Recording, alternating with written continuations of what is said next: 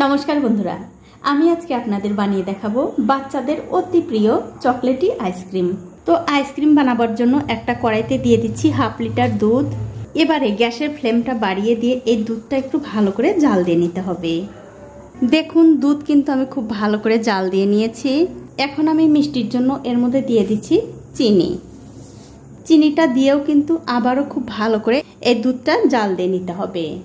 ওদিকে দুধটা জাল হতে হতেই বন্ধুরা এদিকে আমাদের যা করতে হবে দেখতে পাচ্ছেন, একটা বাটির মধ্যে আমি একটুখানি দুধ নিয়েছি আর এই দুধটা কিন্তু অবশ্যই একটু ঠান্ডা হতে হবে। এখন এই দুধের মধ্যে দিয়ে দিচ্ছি 1 চামচ কর্নফ্লাওয়ার। কর্নফ্লাওয়ার যদি আপনাদের ঘরে না থাকে তাহলে আপনারা অ্যারারুটও দিতে পারেন। আর দিয়ে দিচ্ছি 2 চামচ কোকো পাউডার। তারপরে দিয়ে দিচ্ছি 1 প্যাকেট গুঁড়ো দুধ।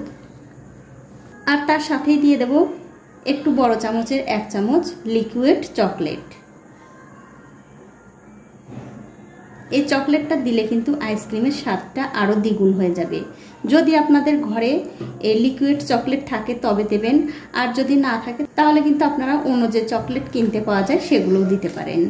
এবারে খুব ভালো করে মিশিয়ে নিতে হবে।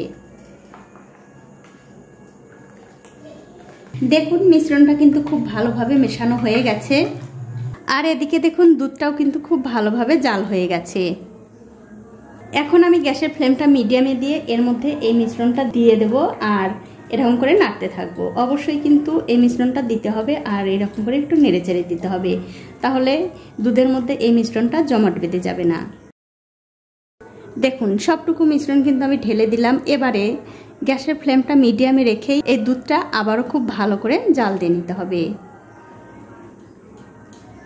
আর অনবরত নাড়াচাড়া করেই কিন্তু এই দুধটা জাল দিতে হবে। যেহেতু এর মধ্যে কর্নফ্লাওয়ার আছে তার জন্য কিন্তু খুব অল্প সময় লাগবে এটা জাল দিতে, মানে ঘন হতে। দেখুন এই দুধের মিশ্রণটা জাল দিয়ে কিন্তু আমি অনেকটাই ঘন করে নিয়েছি। এর চেয়ে বেশি কিন্তু আর ঘন করার দরকার নেই। এবারে গ্যাসের ফ্লেমটা বন্ধ করে দিয়ে একটু অনবরত নাড়াচাড়া করে এই মিশ্রণটা ঠান্ডা করে নিতে হবে।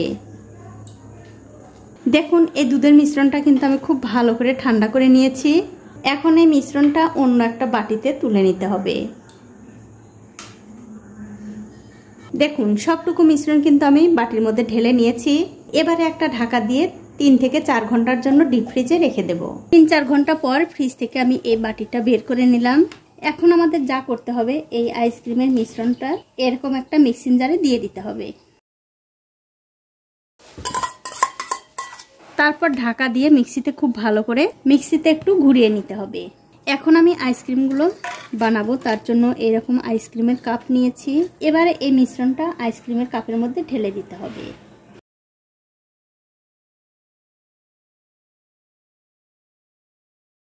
দেখুন সবগুলো কাপের মধ্যে কিন্তু আমি মিশ্রণটা ঢেলে দিয়েছি।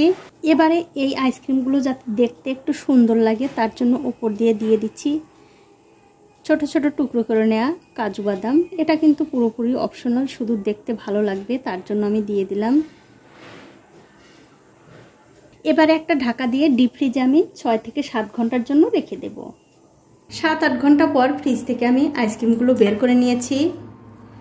আর দেখুন আইসক্রিমগুলো কত সুন্দরভাবে জমে আছে আর দেখতেও কত সুন্দর লাগছে। এখন একটু আইসক্রিম আপনাদের তুলেও দেখাচ্ছি। দেখুন কত সুন্দর আইসক্রিম হয়ে গেছে। আর এই আইসক্রিমগুলো কিন্তু বন্ধুরা বাচ্চা থেকে বড় সবাই ভীষণ পছন্দ করবে। তো বন্ধুরা আমার আজকের এই আইসক্রিমের ভিডিওটা আপনাদের কেমন লেগেছে? যদি ভালো লেগেই থাকে অবশ্যই একটা লাইক, কমেন্ট আর শেয়ার করতে ভুলবেন না।